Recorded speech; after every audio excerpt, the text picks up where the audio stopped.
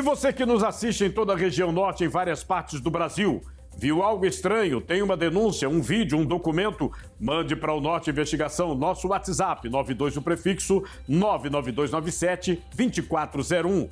O seu sigilo é garantido. O ataque registrado em uma escola no Acre chocou o país e levanta perguntas que ultrapassam as fronteiras do estado. A nossa equipe reconstituiu os minutos de pânico. Analisou o que já se sabe sobre o acesso à arma dentro de casa.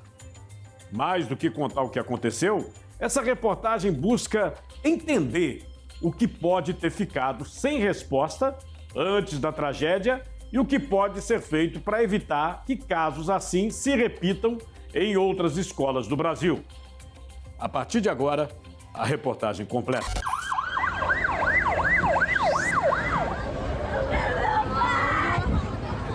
As imagens foram registradas minutos depois de um ataque a tiros dentro de uma escola estadual no Acre. Meu Deus do céu, misericórdia, pai! Corredores esvaziados às pressas.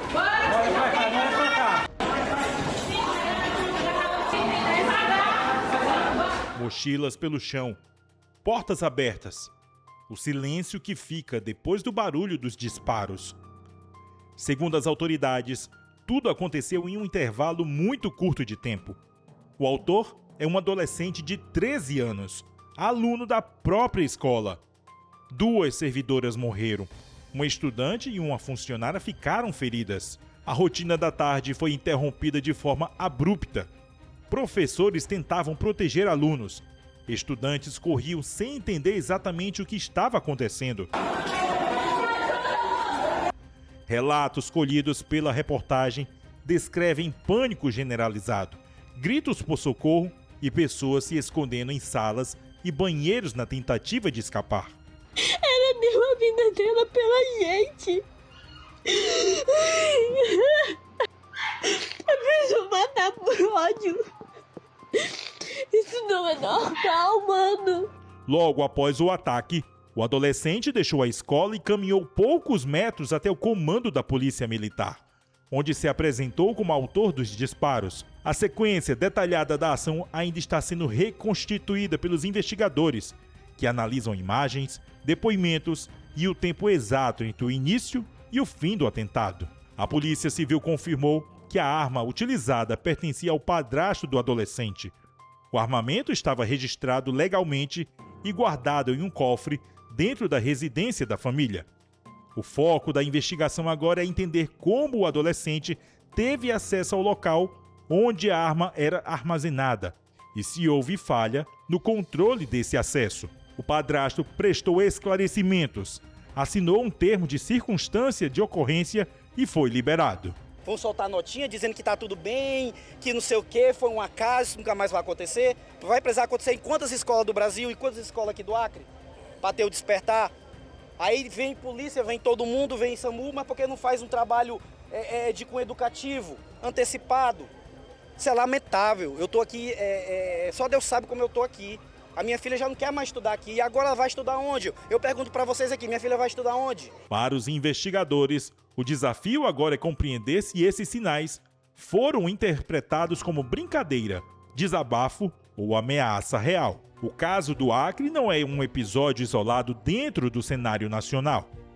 Levantamento do Grupo Debate Democrático na Educação aponta que entre 2001 e 2024, o Brasil registrou 42 ataques em escolas.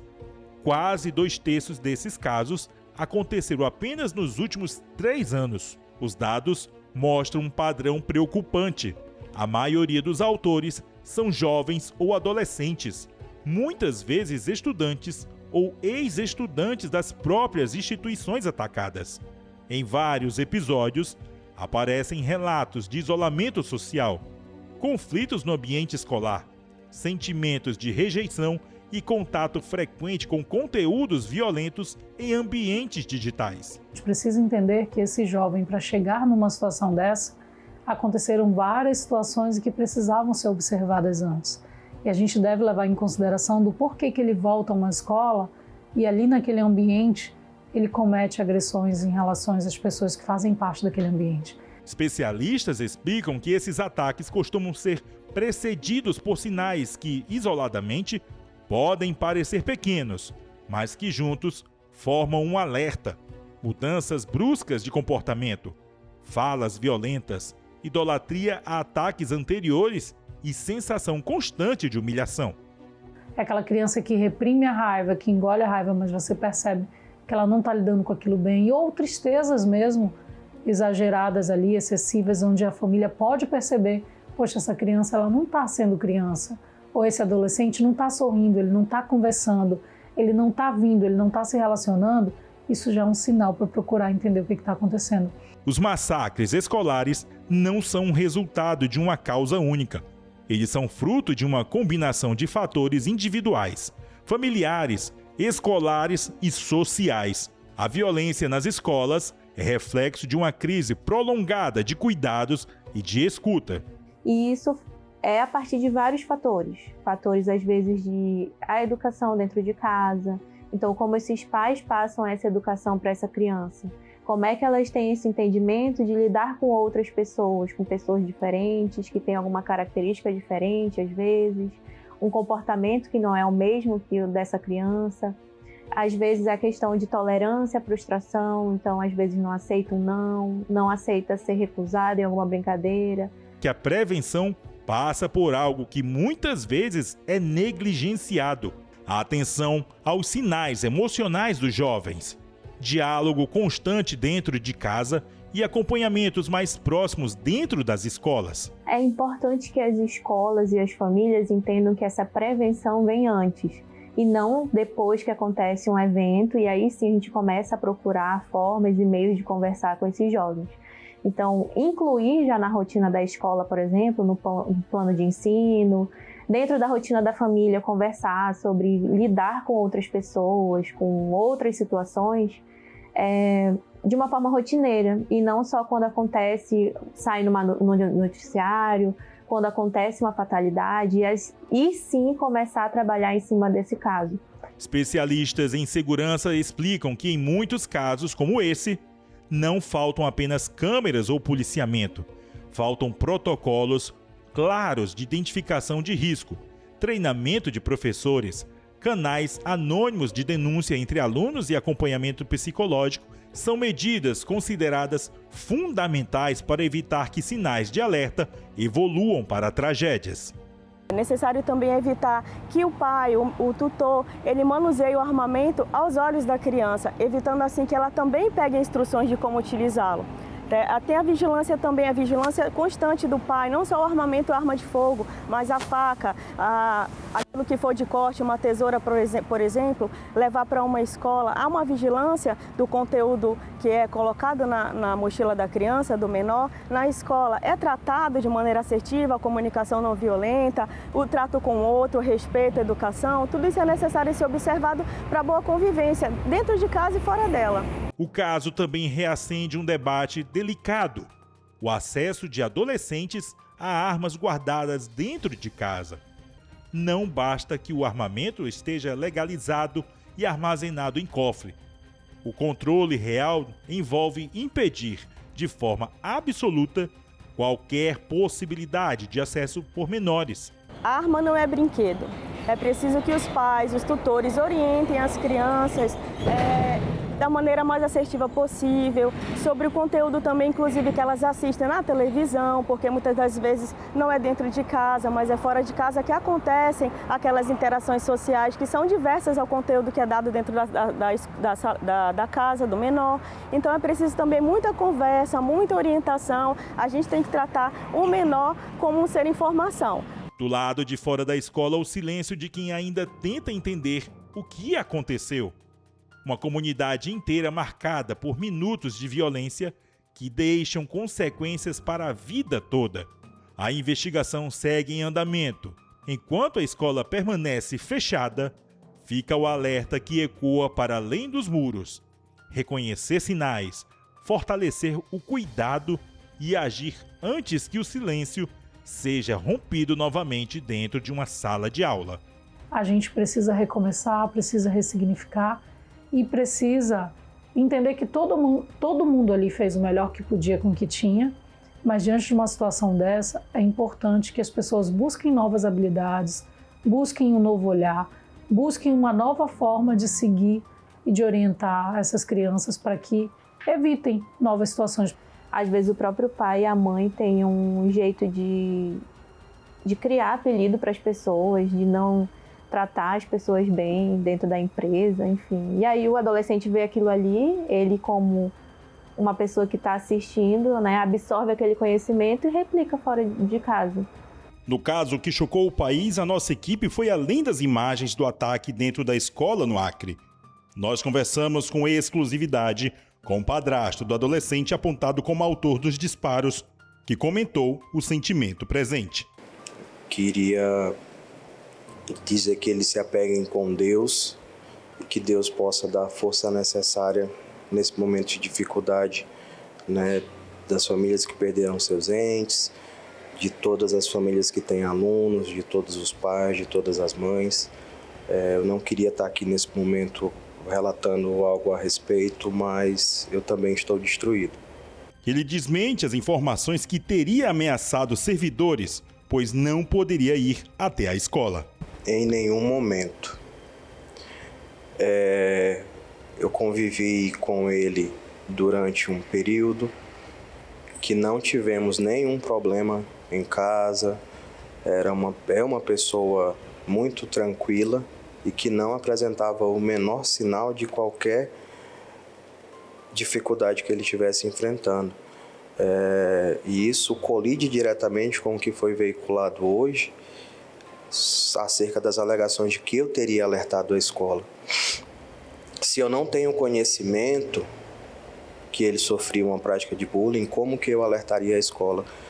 Além disso, eu não sou parte legítima, eu não tenho competência para procurar a escola, para tomar alguma providência nesse sentido. Se chegassem a mim alguma informação a esse aspecto, eu teria informado a mãe, teria sido informado o pai, e eles, consequentemente, teriam procurado a escola.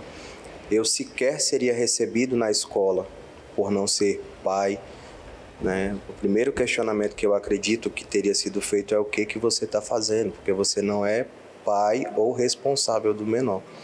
Então eu nunca fui na escola, eu não conheço as vítimas, eu não conheço a diretora, eu nunca passei daquele portão, a não ser no dia dos fatos que eu me apresentei espontaneamente. Eu nunca estive na escola e as imagens dos circuitos de segurança são suficientes para comprovar que eu nunca estive naquele local. Ele é o proprietário da arma que estava guardada dentro de casa e que foi levada para a escola. Na entrevista, fala sobre como o armamento era armazenado. Eu sustento que, enquanto estava conduzido na delegacia de polícia, voluntariamente, né, me apresentei no colégio e voluntariamente também facultei a equipe da Polícia Civil a ir da minha residência no mesmo dia para comprovar que, de fato, eu não teria facilitado ou colaborado. Foi feita busca na residência com a minha presença no dia dos fatos, para justamente ratificar o que eu venho sustentando desde o primeiro momento, que ele não tinha facilitação alguma, não havia indícios de que ele tivesse pego a arma em algum outro momento, nunca pegou, nunca manuseou. Isso acredito que vai ser esclarecido no curso do processo, mas a arma sempre esteve em local seguro, né? Sempre esteve trancada. Isso vai ser comprovado pela diligência da Polícia Civil que foi feita, que inclusive foi gravada na minha residência no dia. Um dos trechos relata sobre o comportamento e a convivência com o enteado. Nunca foi agressivo, nem comigo, nem com a mãe, nem com a minha filha, que residíamos juntos. Sempre foi uma criança muito amorosa, né? E a minha filha chegou para mim e disse: papai, eu sou irmã dele agora.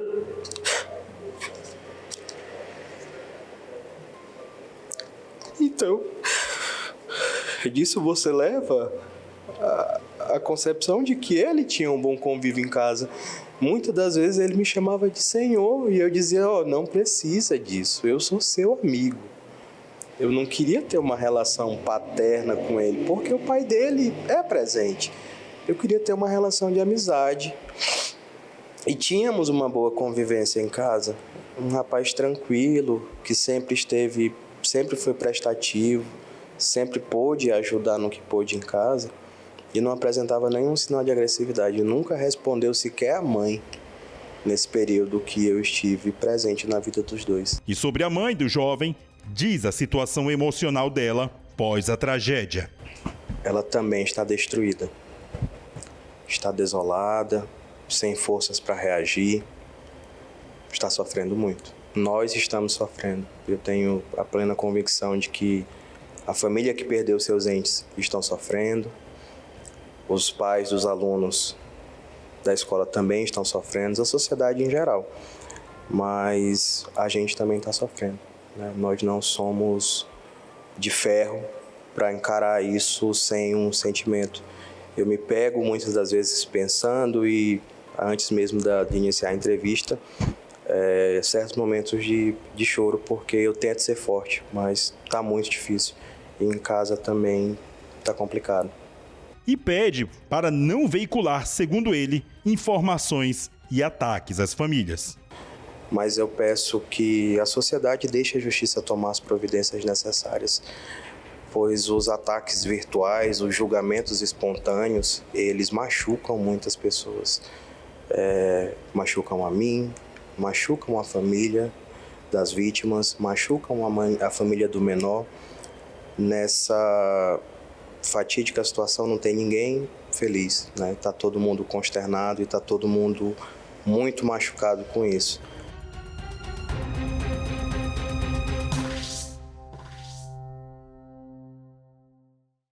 O caso do Acre expõe uma realidade que não pode ser tratada como distante. Ele revela como episódios de violência extrema costumam ser precedidos por sinais que muitas vezes passam despercebidos por quem está mais próximo. A investigação aponta que comportamentos, falas, interações anteriores ao ataque agora ajudam a polícia a entender que a tragédia pode ter sido antecedida por alertas que não foram interpretados como risco real. O episódio também reacende um debate delicado sobre o armazenamento de armas dentro de casa. Especialistas reforçam que a responsabilidade não termina no registro legal ou na guarda em cofres, mas na garantia absoluta de que menores não tenham qualquer possibilidade de acesso.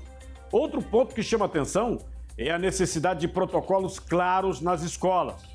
Professores, gestores e alunos precisam saber como agir diante de comportamentos que indiquem sofrimento emocional.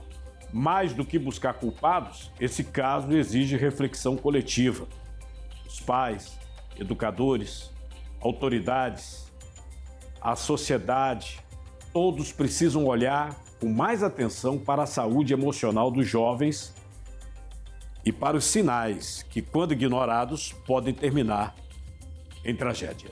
Quanto custa proteger, amparar, cuidar da sua família? Menos de R$ 1,50 por dia para você e mais 4 dependentes. É atendimento garantido pela Sul América. Bem mais. Cuida com telemedicina, na palma da mão, clínico geral, pediatra, 24 horas por dia, 7 dias por semana, ampara com assistência funeral de até R$ 5.000 e a proteção financeira de R$ 100.000 por invalidez ou morte acidental do titular. É segurança real em todas as fases da vida.